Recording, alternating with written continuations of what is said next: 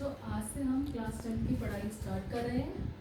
हमारे मैथ्स में total chapters जो है वो 15 है, जो कि मैंने यहाँ बोर्ड पे सारे चैप्टर्स को डिक्टेट कर दिया है कि चैप्टर 1 वास्तविक संख्या, 2 बहुपद, 14 सांख्यिकी और 15 फ्लाइट का। बेटा, इन सारे चैप्टर्स में से जो सबसे इजी चैप्टर है और जो सबसे ज़्यादा मार्क्स का आता है बोर्ड परीक्षा में, वो है चैप्टर नंबर 8 और 9। यानी चैप्टर 8 त्रिकोणमिति का परिचय और 9 त्रिकोणमिति के अनुप्रयोग। इन दोनों चैप्टर्स को, चैप्टर 8 और 9 को मैंने यूनिट 1 में रखा है और ये टोटल मार्क्स का जो आता है बोर्ड परीक्षा में वो आता है 12 मार्क्स का। तो आज से हम जो पढ़ाई स्टार्ट करेंगे वो अपने चैप्टर 8 से ही पढ़ाई स्टार्ट करेंगे। ये इजी भी है और बोर्ड परीक्षा के हिसाब से महत्वपूर्ण चैप्टर भी है। बेटा, जैसे जैसे मैं आपको पढ़ाती जा रही हूँ ठीक उसी तरीके से आप अपनी एक कॉपी बनाइएगा और उसी तरीके से हर एक पेज पे जैसे मैंने आपको समझाया है नोट करना है आपको। देखो, अब मैंने आपको बताया था कि यूनिट 1 जो है उसमें 2 चैप्टर इंक्लूड हैं आपके, एक चैप्टर 8 और एक चैप्टर 9। तो हम जो शुरुआत कर रहे हैं वो चैप्टर 8 से कर रहे हैं, जिसका नाम है त्रिकोणमिति का परिचय। तो जैसे ही नाम से पता चल रहा है कि त्रिकोणमिति का परिचय, तो हम जो स्टार्ट करेंगे वो सबसे पहले हम ये समझेंगे कि आखिर त्रिकोणमिति होती क्या है, क्या उसके उपयोग हैं, कौन कौन से सूत्र उसमें लागू होंगे। तो वही अब हम स्टार्ट कर रहे हैं उसके परिचय से। बेटा, त्रिकोणमिति को इंग्लिश में कहते हैं ट्राइगोनोमेट्री। त्रिकोणमिति 3 शब्दों से मिलकर बना है, त्रिकोणमिति। त्रि का मतलब होता है 3, कोण का मतलब होता है कोण, मिति का मतलब होता है मापन। यानी कि त्रिकोणमिति में हम जो करते हैं वो 3 कोणों का मापन करते हैं। यानी 3 कोणों को मापने के लिए जो प्रयोग में विधि लाई जाती है उसको हम क्या कहते हैं, त्रिकोणमिति। उसके बाद हम चलते हैं कि आखिर त्रिकोणमिति के क्या क्या यूजेस हैं, क्या क्या उपयोग हैं। सबसे पहला उपयोग मीनार की ऊंचाई ज्ञात करने में। अगर सपोज हमें किसी भी मीनार की ऊंचाई ज्ञात करनी है, जैसे ये कोई मीनार है, अगर हमें इसकी ऊंचाई ज्ञात करनी है तो उसके लिए हम त्रिकोणमिति का प्रयोग करेंगे। कैसे करेंगे? ये तो हमारे पास हो गई भूमि, यानी ये हो गया हमारे पास आधार, यहाँ हमारी आंख जिससे हम उसको देख रहे हैं मीनार को, तो इन दोनों के बीच ये यहाँ इन दोनों आधार और ये जो आपकी आंख है इनके बीच में एक कोण बनता है जिसको हम कहते हैं थीटा। इस थीटा के सामने वाले को हम कहते हैं लंब। जिस पर ये कोण बनता है वो होता है आधार, और ये जो सामने वाला लंब और आधार के सामने वाला जो होता है इसको हम कहते हैं कर्ण। लंब को इंग्लिश में कहते हैं परपेंडिकुलर, यानी इसको हम P से भी शो कर सकते हैं। आधार को हम इंग्लिश में कहते हैं बेस, जिसको B से शो कर सकते हैं। और कर्ण को हम इंग्लिश में कहते हैं हाइपोटेनियस, यानी इसको हम शो कर सकते हैं H से। अब ठीक उसी प्रकार से जैसे मीनार की ऊंचाई ज्ञात करना बताया, ठीक उसी तरीके से हम पहाड़ों की ऊंचाई भी ज्ञात कर सकते हैं, जैसे हमने अभी मीनार की ऊंचाई ज्ञात करी थी। फिर इसके बाद इसमें आता है कि त्रिकोणमितीय अनुपात हमारे कितने होते हैं। हमेशा याद रखना बेटा, त्रिकोणमितीय अनुपात जो होते हैं वो होते हैं हमारे पास 6। पहला होता है साइन थीटा, कॉस थीटा, दूसरा, तीसरा टेन थीटा, चौथा कॉट थीटा, पांचवा सेक थीटा और छठा होता है कॉसेक थीटा। त्रिकोणमिति की जो शुरुआत हुई थी वो संस्कृत भाषा से हुई थी। तो संस्कृत में साइन थीटा को हम कहते हैं जया, कॉस थीटा को कोज्या, टेन थीटा को स्पर्शजया। फिर इसके बाद टेन का उल्टा होता है बेटा कॉट, तो स्पर्शजया तो ये आ गया और उसके साथ एक शब्द और जोड़ देते हैं व्यू।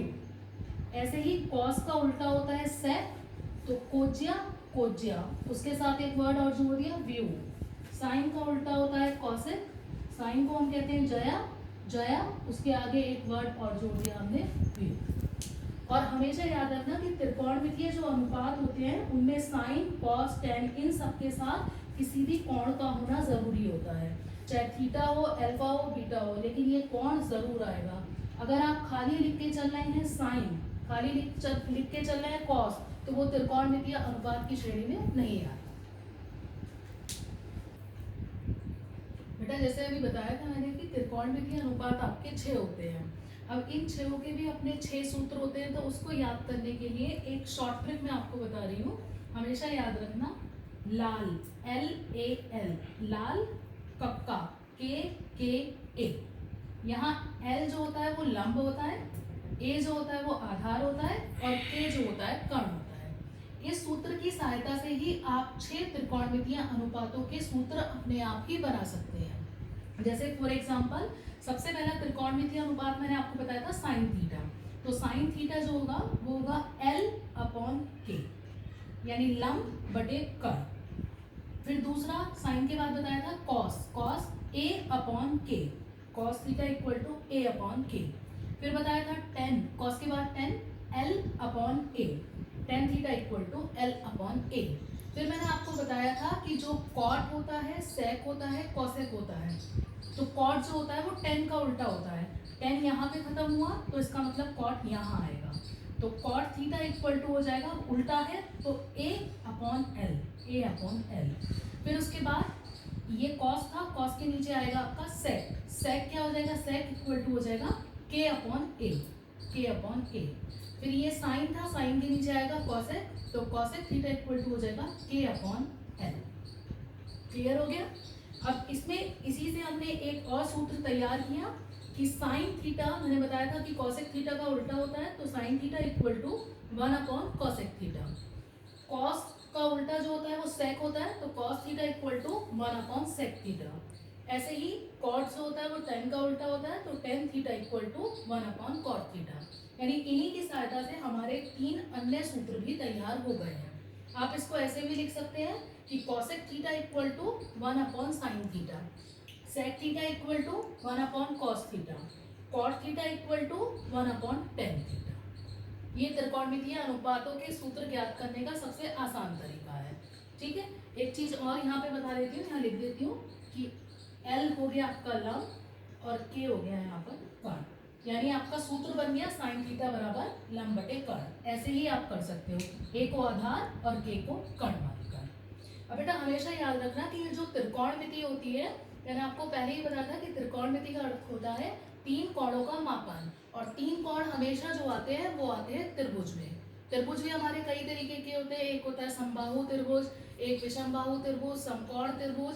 अब ये समझ नहीं आता कुछ बच्चों को कि त्रिकोणमिति आखिर इनमें से किस त्रिभुज के लिए एप्लीकेबल है। हमेशा याद रखना कि त्रिकोणमिति में एक पाइथागोरस प्रमेय लगती है, ये पाइथागोरस प्रमेय केवल और केवल समकोण त्रिभुज पर ही लागू होती है। तो त्रिकोणमिति के लिए जो हमें केवल लेना है वो लेना है आपका समकोण त्रिभुज।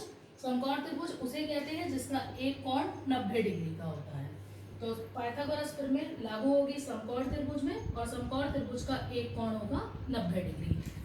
जैसे कि इसमें दिखाया गया है कि कोण B इक्वल टू 90 डिग्री यानी 90 डिग्री। पाइथागोरस प्रमेय जो होती है उसका सूत्र होता है कर्ण का स्क्वायर बराबर लंब का स्क्वायर प्लस आधार का स्क्वायर। इस सूत्र में आपको बिल्कुल भी छेड़खानी नहीं करनी है। कर्ण की जगह आप लंब नहीं लिख सकते, ना ही आधार लिख सकते, ऐसे का ऐसे ही आपको ये पूरा सूत्र याद करना पड़ेगा।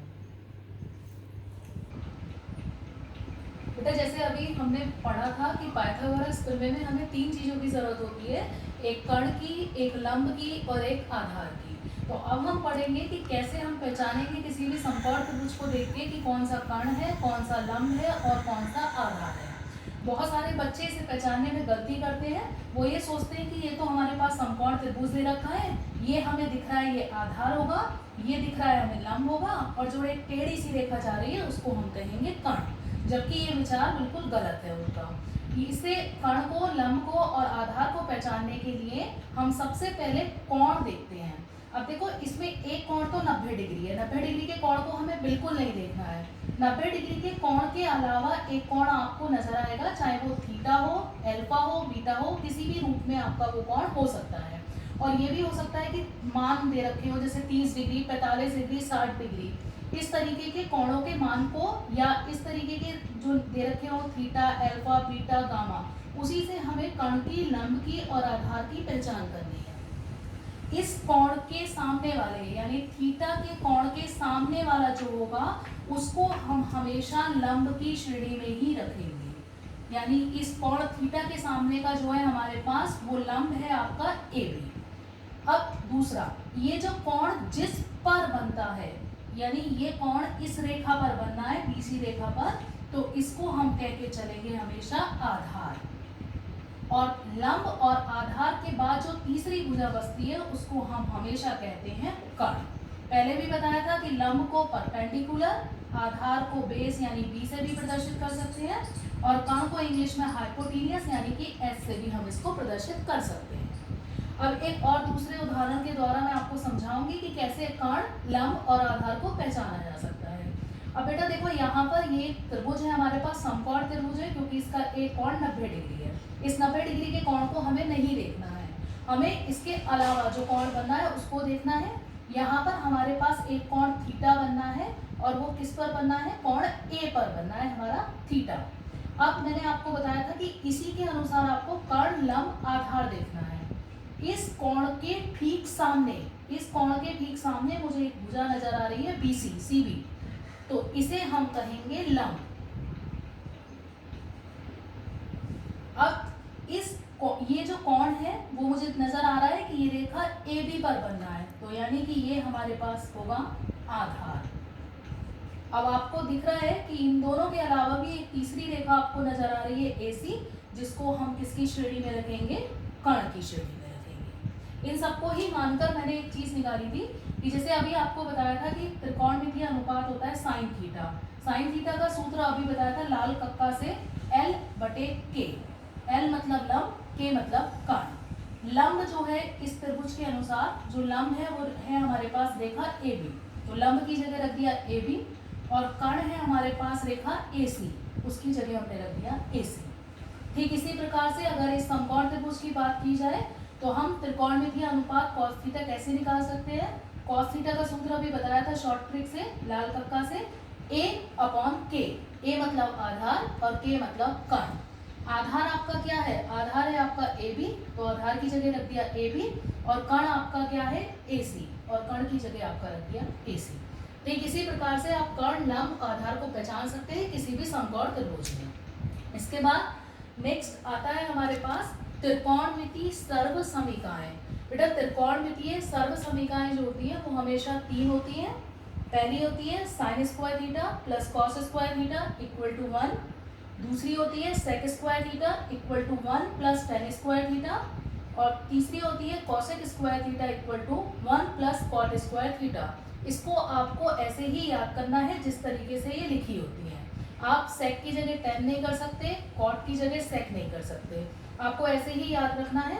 ये सर्व समीकरणाएं हमेशा सिद्ध करने वाले जो सवाल होते हैं उनमें सबसे ज्यादा प्रयोग में लाई जाती हैं, और इन सर्व समीकरणाओं के प्रूफ भी है जो कि मैं अभी नेक्स्ट आपको बताऊंगा।